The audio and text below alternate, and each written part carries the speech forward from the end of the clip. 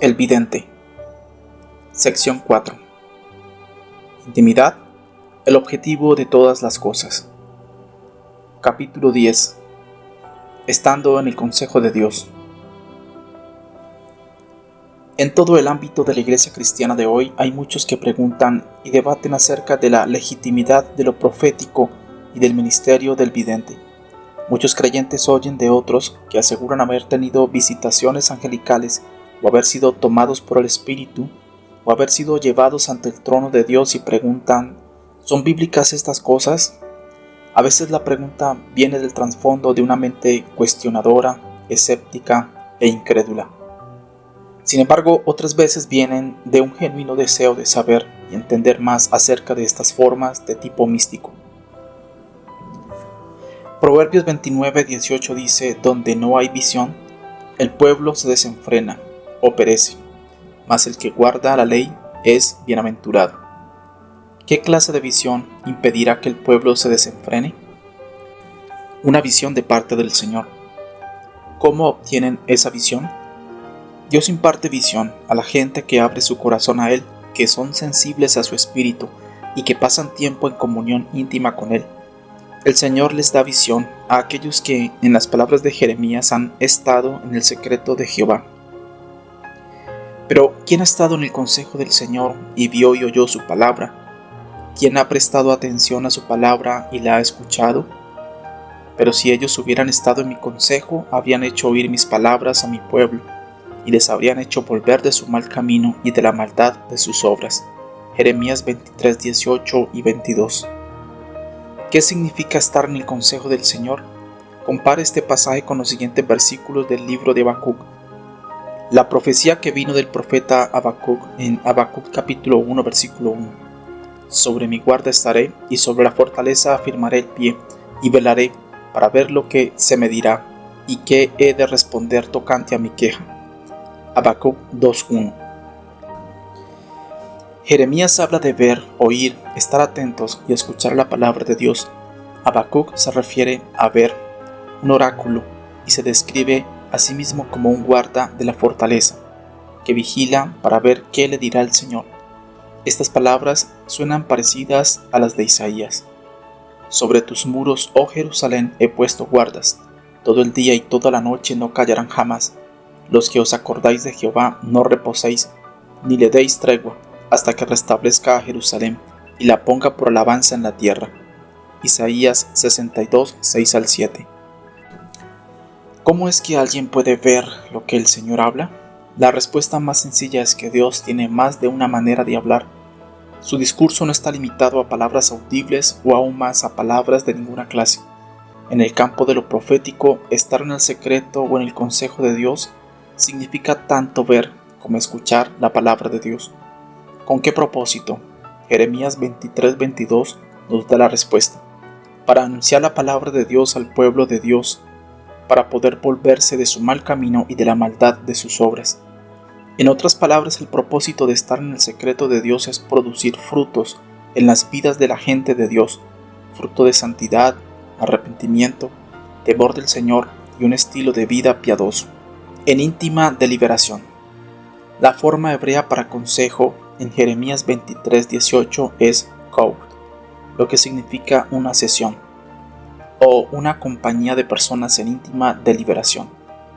Implica intimidad, como en una consulta secreta.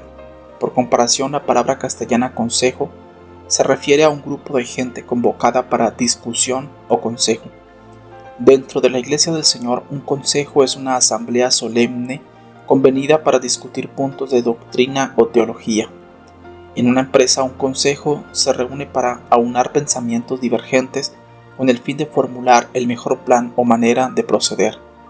Así como existen consejos terrenales de hombres y mujeres que se juntan para discutir y buscar opinión, también hay un consejo que se da cita en los cielos, presidido por el Dios Todopoderoso, donde podemos escuchar y recibir el secreto del Señor, la sabiduría, la visión y la dirección que derivan del consejo de Dios.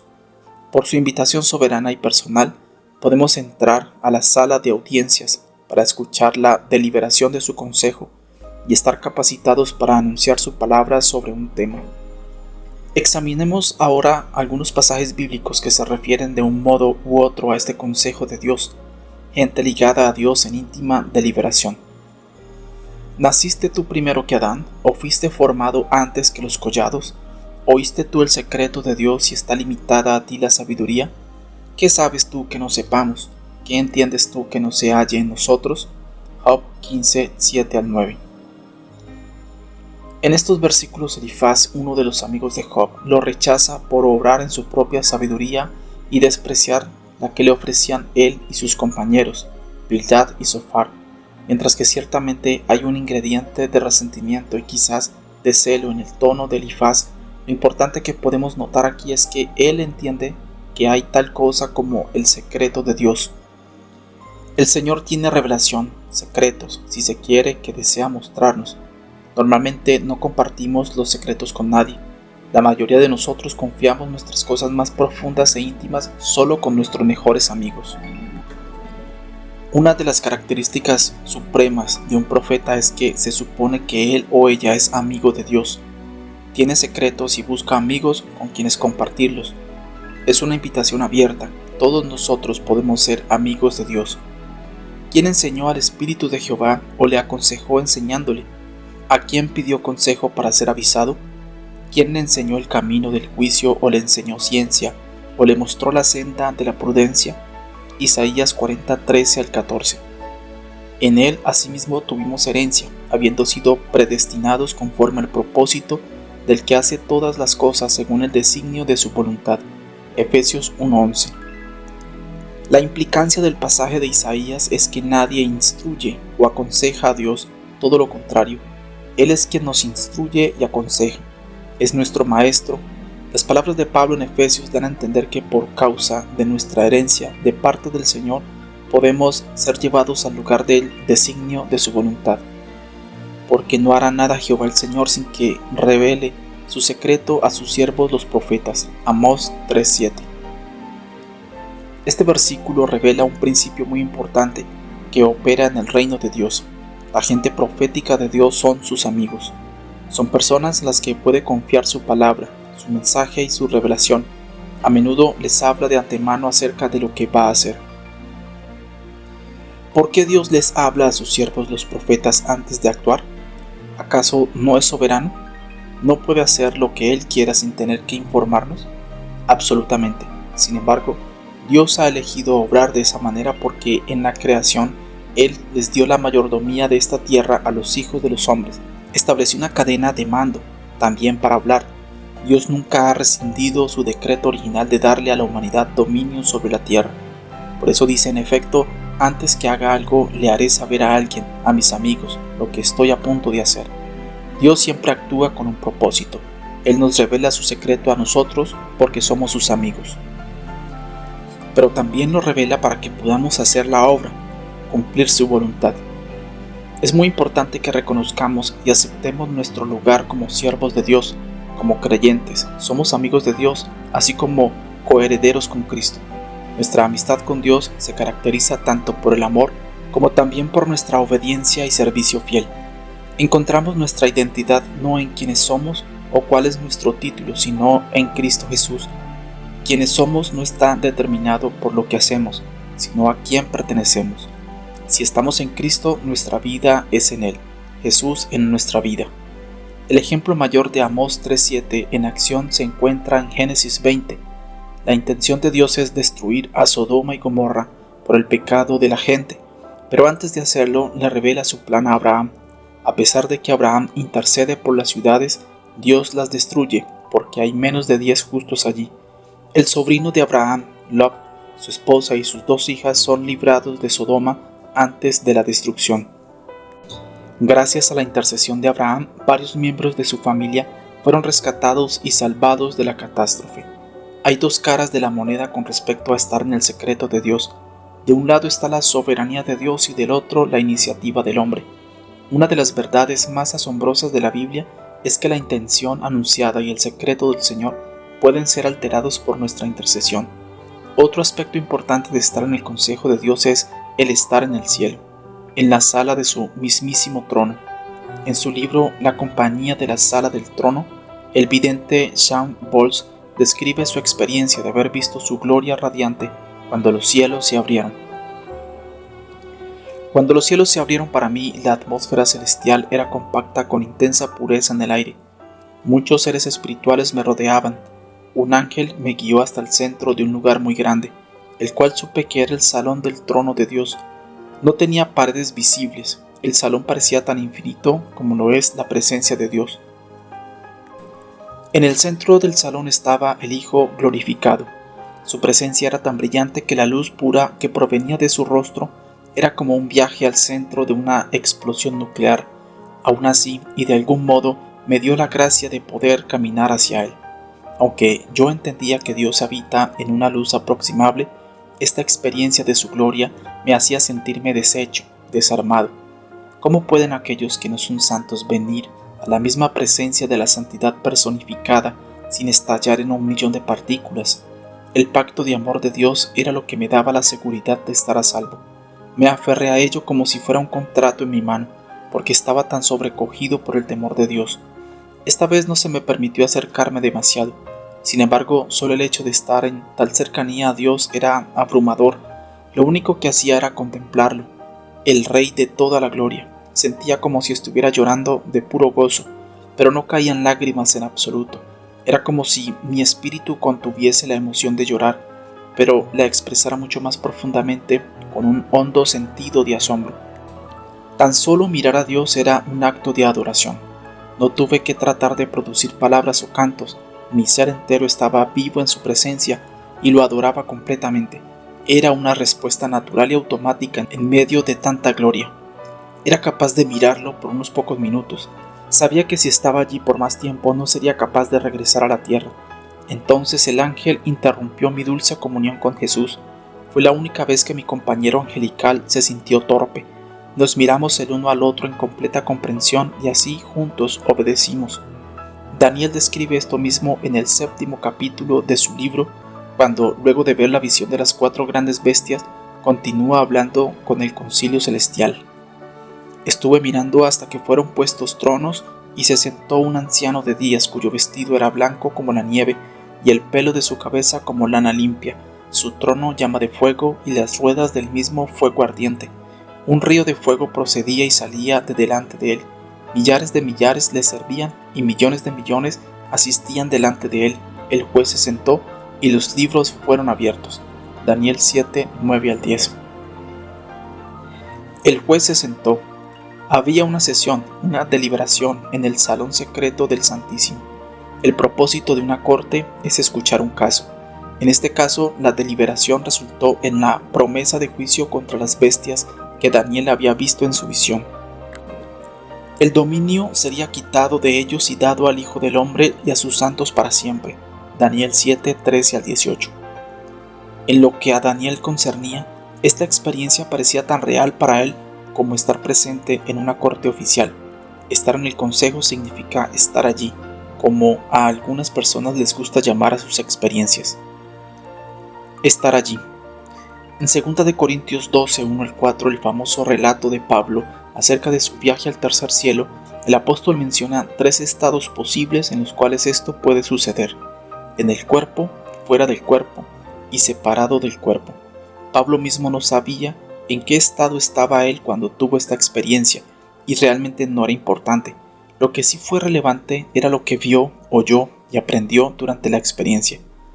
Carlton Kenney, un renombrado maestro de la Biblia y misionero estadista en Japón por muchos años, ha trazado una distinción entre los 3 estados que Pablo menciona. Primero, en el cuerpo. Una experiencia subjetiva donde estamos expectantes puede relacionarse con varias formas de sueños y visiones, como en Hechos 9:10, Hechos 10:3, Hechos 15:9 y Hechos 18:9. Segundo, separado del cuerpo. Una experiencia subjetiva donde no solo somos espectadores, sino que también interactuamos y dialogamos. Posibles ejemplos son los trances y otras experiencias como en Hechos 10:10, Hechos 10:19, Hechos 11:5 y Hechos 22:17. Tercero, fuera del cuerpo. Una experiencia subjetiva en donde no solo somos espectadores, sino que nos movemos en el reino espiritual. Ezequiel nos da numerosos ejemplos de esto, como en Ezequiel capítulo 1 versículo 1, Ezequiel 1:3, Ezequiel 3:22, Ezequiel 8:1 al 11, Ezequiel 11:5, Ezequiel 11:13, Ezequiel 37:1 y Ezequiel 40:1. Una experiencia de estar allí en el consejo de Dios es significante por varias razones. Primero, porque es un honor cuando Dios nos concede ser su audiencia. Segundo, cuanto más subjetiva es la experiencia, mayor es la posibilidad de revelación pura. Finalmente, porque nuestros propios pensamientos quedan fuera del proceso y la recepción en las cosas del Espíritu están en un enfoque más claro. Estos son factores importantes a considerar porque nos ayudarán a establecer la mentalidad adecuada para andar en el plano sobrenatural. Después de todo, si Dios nos concede el gran privilegio de un encuentro sobrenatural como es estar en su secreto, mejor que sepamos cómo actuar cuando nos encontremos allí. Dios nos da instrucciones para esto en su palabra. Considere este versículo. Así dice el Señor de los ejércitos: si andas en mis caminos y si guardas mis ordenanzas, también tú gobernarás mi casa. Además tendrás a cargo mis atrios, y te daré libre acceso entre estos que están aquí.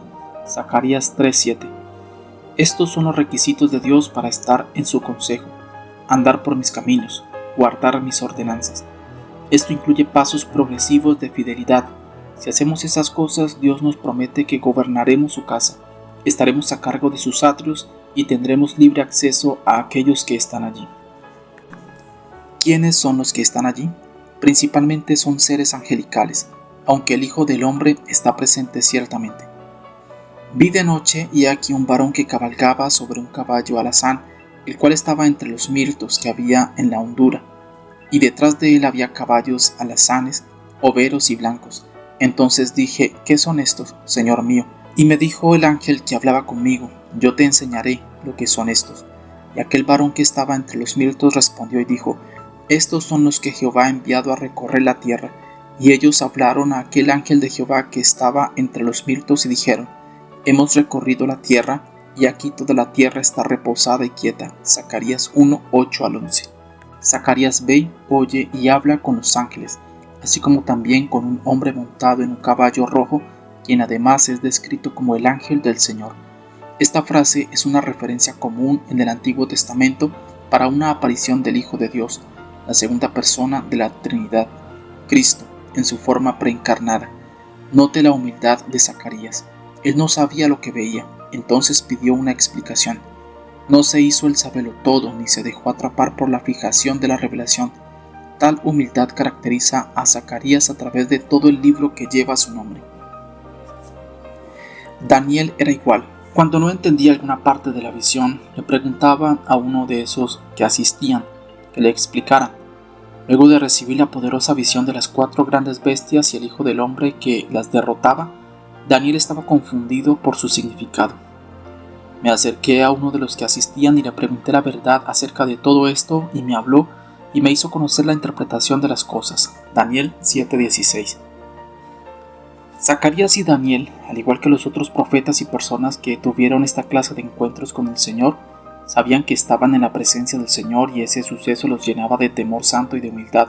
Una manera de identificar los encuentros auténticos con el Señor es que el temor santo se posesiona de los que han tenido esa experiencia. ¿Cómo debemos entonces andar entre los que están en el consejo del Señor? ¿Cuál debe ser nuestro comportamiento en su presencia? La clave, la única postura aceptable, es un espíritu de humildad en el temor santo del Señor. Esto nos lleva a 3 principios importantes que nos ayudarán a protegernos del error durante los encuentros sobrenaturales. Primero, evitar la familiaridad y la fascinación con el personaje. En Apocalipsis 19:10, Juan es tentado a adorar al ángel que le habla. Yo me postré a sus pies para adorarle y él me dijo: mira, no lo hagas. Yo soy consiervo tuyo y de tus hermanos que retienen el testimonio de Jesús. Adora a Dios porque el testimonio de Jesús es el espíritu de la profecía. Apocalipsis 19:10. Segundo, tener cuidado con el tema de enviar ángeles en encuentros de guerra espiritual. ¿Cómo manejamos un tema tan difícil? Jesús debe ser nuestra guía. En el momento en que era traicionado y arrestado, le dijo a los discípulos: ¿Acaso piensas que no puedo ahora orar a mi Padre y que Él no me daría más de 12 legiones de ángeles? Mateo 26:53. Hasta el mismo Hijo de Dios buscaría ayuda no directamente, sino apelando a su Padre. Nosotros debemos hacer lo mismo, debemos apelar a nuestro Padre, el que está sentado sobre el trono. Tercero, ser cuidadosos al usar el discernimiento en la distinción de los ángeles verdaderos y sus imitadores, los demonios. La verdadera guerra espiritual se centra en torno al Hijo. No se deje engañar. Recuerde que tanto los ángeles celestiales como los ángeles caídos, y especialmente Satanás, pueden aparecer vestidos de luz. Pablo dijo, porque el mismo Satanás se disfraza como ángel de luz, 2 Corintios 11:14. Otra clave para el éxito está en asegurarnos que ya hemos tratado con los asuntos pendientes y con el perdón para que Satanás no tome ventaja sobre nosotros. Y al que vosotros perdonáis, yo también, porque también yo lo que he perdonado, si algo he perdonado por vosotros, lo he hecho en presencia de Cristo, para que Satanás no gane ventaja alguna sobre nosotros, pues no ignoramos sus maquinaciones. 2 Corintios 2, 10 al 11. El perdón es una de las herramientas más importantes de la guerra espiritual. Anula la habilidad del enemigo de tomar terreno en nuestras vidas. El obstáculo de un mal corazón. No importa cuán proféticamente dotados podamos estar, nuestra habilidad de fluir en el pleno poder y la revelación de lo profético depende de la pureza de nuestros corazones y la intimidad de nuestro andar con el Señor. Los dones y llamados de Dios son irrevocables. Esto significa que podremos operar a un cierto grado de revelación profética aun si no estamos caminando cerca del Señor, pero nunca alcanzaremos nuestro potencial completo mientras que permanezcamos en esa condición. El profeta Jeremías nos provee una lista de cosas que necesitamos cuidar. El capítulo 23 de su libro es una acusación a los pastores, líderes espirituales y profetas en Israel por haber fallado en guiar al pueblo honesta y responsablemente por los caminos del Señor. Según Jeremías, estos eran los pecados de los profetas de Israel. Número 1. Usar su poder injustamente. A causa de los profetas, mi corazón está quebrantado dentro de mí. Todos mis huesos tiemblan. Estoy como un ebrio y como un hombre a quien dominó el vino delante de Jehová y delante de sus santas palabras, porque la tierra está llena de adúlteros a causa de la maldición, la tierra está desierta, los pastizales del desierto se secaron, la carrera de ellos fue mala y su valentía no es recta. Jeremías 23, 9 al 10. Esto le da justo al tema de la manipulación. ¿Por qué queremos esa revelación y qué haremos con ella una vez que la tengamos? Dios conoce la condición de nuestro corazón. Un motivo incorrecto estorba la revelación. Número 2. Mezclar las fuentes del mensaje. En los profetas de Samaria he visto desatinos, profetizaban en nombre de Baal e hicieron errar a mi pueblo de Israel. Jeremías 23:13. Esto habla también de mezclar las cosas de la carne y del mundo con las del espíritu. El resultado es un mensaje contaminado. Necesitamos tener vidas limpias para ser completamente usables para el Señor. Número 3. Involucrarse en inmoralidad. Y en los profetas de Jerusalén he visto torpezas, cometían adulterios y andaban en mentiras y fortalecían las manos de los malos para que ninguno se convirtiese de su maldad. Me fueron todos ellos como Sodoma y sus moradores como Gomorra. Jeremías 23:14. Un estilo de vida inmoral obstruye el canal por donde debe fluir la bendición y la revelación de Dios. Número 4. Hablar de su propia imaginación.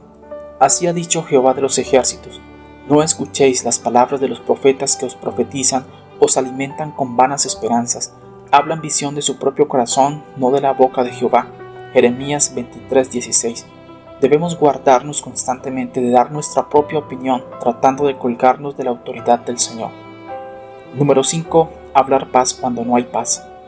Dicen atrevidamente a los que me irritan: Jehová dijo, paz tendréis, y a cualquiera que anda tras la obstinación de su corazón dicen, no vendrá mal sobre vosotros. Jeremías 23:17. Esto significa que sus palabras no tienen sustento, dicen lo que la gente quiere oír. Número 6. Dar mensajes falsos. ¿Se ocultará alguno, dice Jehová, en escondrijos que yo no lo vea? ¿No lleno yo, dice Jehová, el cielo y la tierra? Yo he oído lo que aquellos profetas dijeron, profetizando mentira en mi nombre, diciendo, soñé, soñé. Jeremías 23, 24 al 25. Tenemos la obligación y la increíble responsabilidad de dar mensajes verdaderos del Señor. Simplemente no podemos presentar las cosas proféticas con aires de superioridad. Número 7. Robar las palabras de otros. Por tanto, he aquí que yo estoy contra los profetas, dice Jehová, que hurtan mis palabras, cada uno de sus más cercanos. Jeremías 23:30. Si nuestro pozo está seco, será muy fácil sucumbir a la tentación de tomar algo que hemos aprendido en un seminario u oído decir a alguien en una reunión y presentarlo como si fuera nuestro, no diciendo que es nuestro, pero tampoco dándole el crédito a quien es debido. Decir no sé o no tengo una palabra hoy siempre será mejor que robarle las palabras a otro, solo para quedar bien. Número 8. Envolverse en lisonjas. He aquí, dice Jehová, yo estoy contra los que profetizan sueños mentirosos y los cuentan y hacen errar a mi pueblo con sus mentiras y con sus lisonjas, y yo no los envié ni les mandé, y ningún provecho hicieron a este pueblo, dice Jehová. Jeremías 23:30. No tratemos de ser mejores de lo que somos o de embellecer nuestros logros frente a otros. Otro peligro es seguir el ejemplo de Balaam y vendernos por precio. Números 24, 2 al 4, números 15 al 16. Nuevamente esto se refiere al área de la motivación.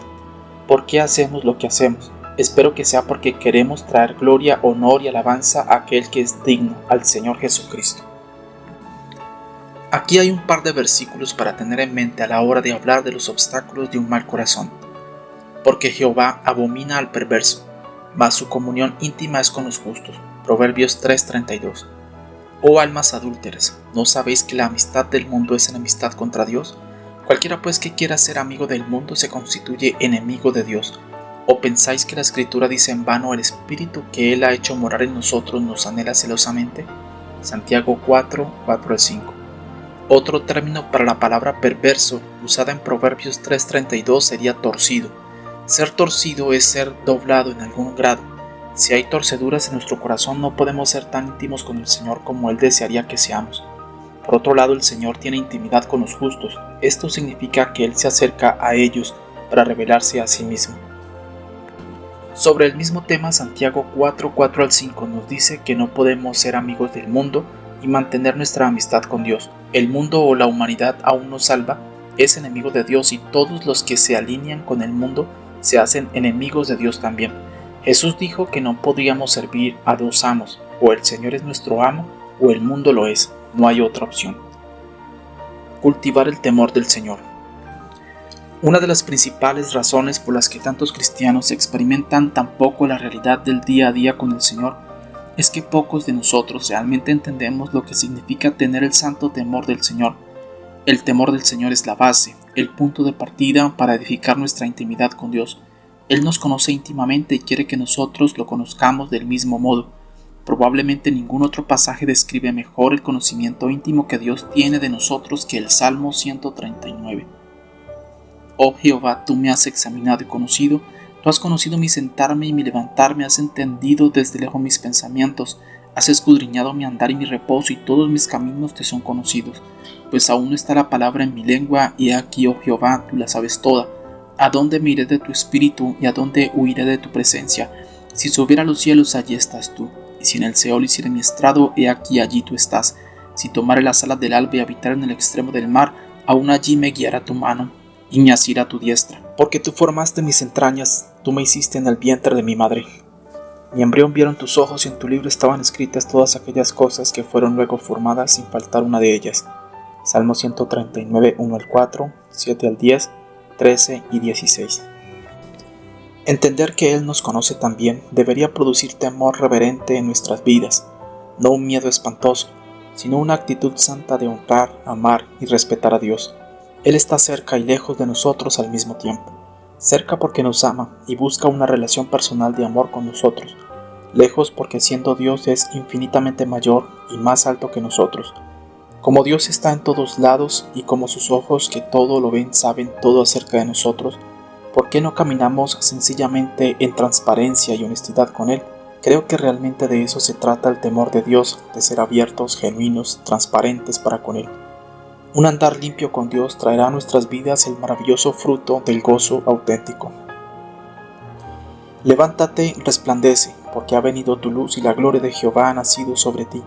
porque he aquí que tinieblas cubrirán la tierra y oscuridad las naciones, mas sobre ti amanecerá Jehová, y sobre ti será vista su gloria, y andarán las naciones a tu luz, y los reyes al resplandor de tu nacimiento. Entonces verás y resplandecerás, se maravillará y ensanchará tu corazón. Isaías 61 al 3 y versículo 5.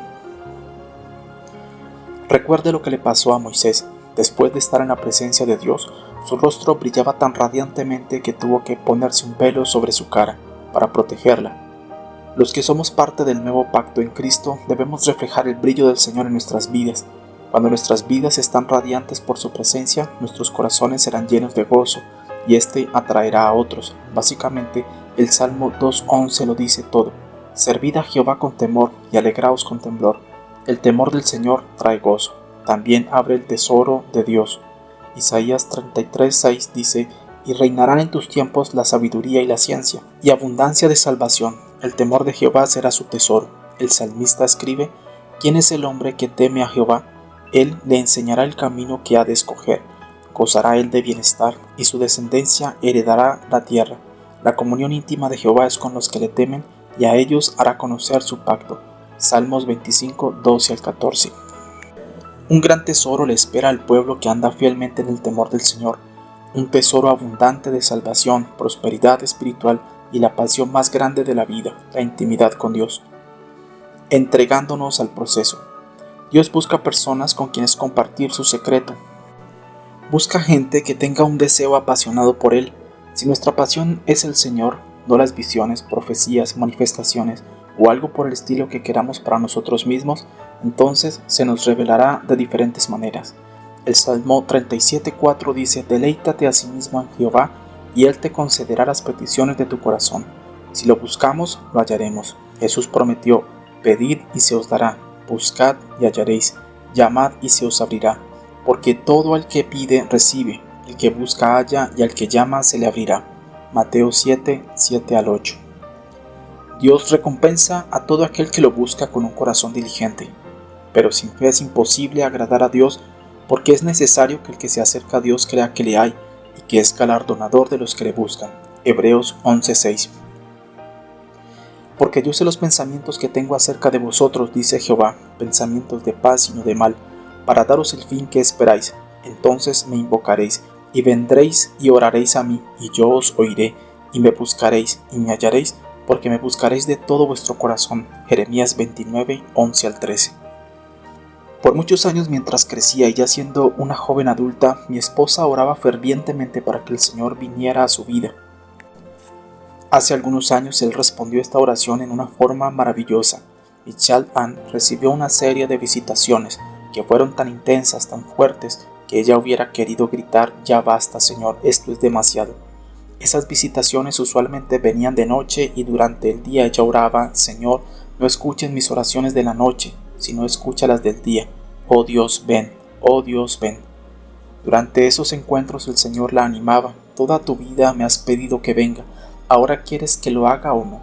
Ella respondía: Señor, sea que viva o no, eso no es lo importante. Si tu presencia quiere venir tan fuerte que me termine matando, esa es tu decisión. Dios, yo digo, ven. Esta es la clase de pasión que Dios busca. Si clamamos en el nombre del Señor y lo buscamos de todo corazón, Él nos mostrará cosas grandes y poderosas. Además de nuestra búsqueda apasionada, debemos aprender a mantener el equilibrio entre las experiencias objetivas y las subjetivas.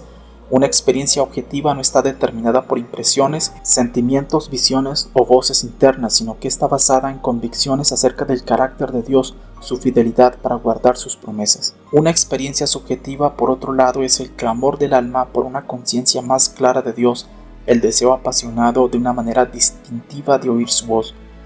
Lo que sea que hagamos, debemos mantener el equilibrio entre lo objetivo y lo subjetivo. No debemos obsesionarnos con lo profético o con la revelación visionaria, que desechemos la Biblia. Demos nuestra objetividad. La palabra revelada no está para competir con la palabra escrita, sino para complementarla, y siempre se subordina a ella. La palabra escrita de Dios es la norma inamovible, por la cual toda la palabra de revelación debe ser medida. Finalmente, dejemos que Dios sea Dios, confiemos en que nos guiará segura y firmemente. Porque Jehová conoce el camino de los justos, mas la senda de los malos perecerá. Salmos 1:6. Fíate de Jehová de todo tu corazón, y no te apoyes en tu propia prudencia. Reconócelo en todos tus caminos, y él enderezará tus veredas. Proverbios 3:5-6. ¿Quién hay entre vosotros que teme a Jehová, y oye la voz de su siervo? El que anda en tinieblas y carece de luz, confía en el nombre de Jehová y apóyese en su Dios. Isaías 50:10.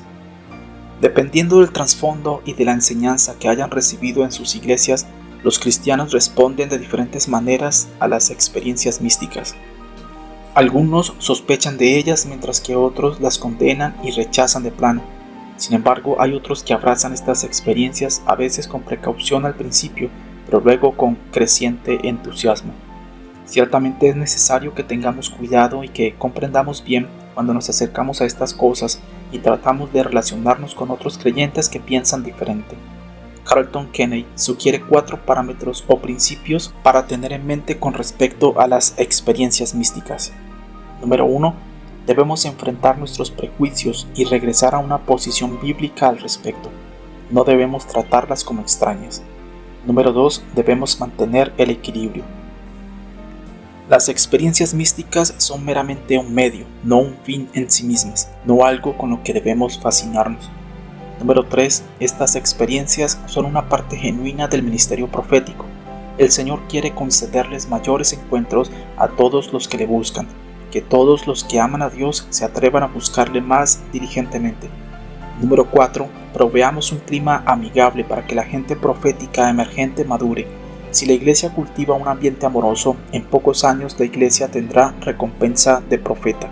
No importa lo que hagamos como cristianos, nuestra meta, de hecho, la meta de todas las cosas, debe ser crecer en intimidad con nuestro Padre amoroso, por el poder del Espíritu Santo y a través de nuestro Señor Jesucristo. Esa es la meta de mi vida. ¿Quiere unirse a mí?